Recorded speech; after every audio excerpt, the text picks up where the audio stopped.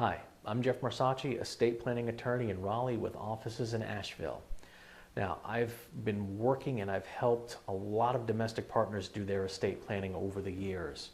And with some recent decisions by the Supreme Court and the Internal Revenue Service, I keep hearing about, oh, it's perfectly good and it's great for partners to just go to another state and get married and they're going to get federal rights. And it is a good thing if that's what you want, but what are some reasons not to get married?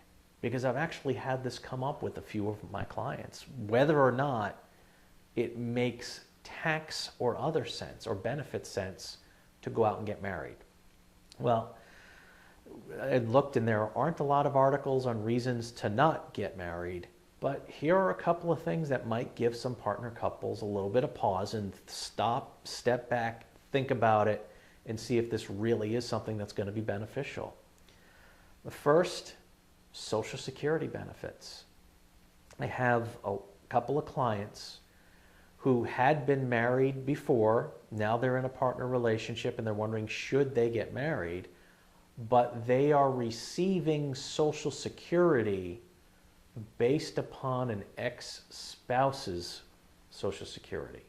So in other words, they're receiving money because they were married to a spouse at some point. And those benefits continue provided they don't get remarried. So suddenly, in a couple of cases, the money that's coming in really would have put a cramp in their budget if they had decided to go and get married. And so it made sense, economically speaking, to not get married. So that's one, it's Social Security, and it's a big thing. Two, Medicaid. Now, while the rules are still a little bit up in the air, when a couple gets married and one of them needs long-term care at a nursing home, they can rearrange assets in a certain way, but the spouse's assets are always looked at for qualification for the other spouse to get Medicaid.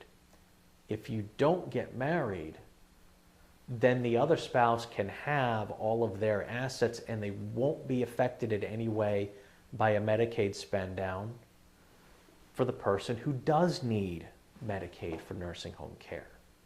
So that's a big issue when you're talking about the types of limits imposed on what a spouse can keep and yet still have the other spouse qualify for Medicaid. It could be a very small amount that they get to keep compared to what they have.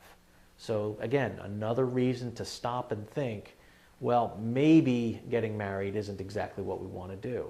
So it's something to keep in mind. And it's a particular concern, especially for a lot of my older clients, my senior clients, where there is something like dementia that runs in the family. So again, stop and take a look and think about that. And then the third particular area where you might want to give pause, divorce is actually a lot more difficult to get than getting married in a lot of states. And this actually goes back to a case that happened in Rhode Island soon after Massachusetts had instituted same-sex marriage because their constitution demanded it. Well, the residency requirements at that point were only several days to be in Massachusetts before you could apply for a marriage license. And in fact, now I don't think there is really any kind of waiting period, or if it is, it's only a day or two. But in order to get divorced in Massachusetts, there was a 6-month period. And so when a couple from Rhode Island went to Massachusetts and stayed just long enough to get married and then were back in Rhode Island, and then they decided this wasn't really working out and they were going to get a divorce, the Rhode Island courts wouldn't hear it because they didn't recognize their marriage. And they were informed, well, in order to get divorced, one of you is going to have to move to Massachusetts and stay there for 6 months and then file for divorce. And other states are even worse. I believe Maryland is a year. So there really is a long waiting period to get divorced. So while it may be easy to go get married, it does take a while in some states to get divorced. And in that case, if the marriage isn't recognized in your particular state, one of you may have to actually move in order to get divorced in a state that does recognize it.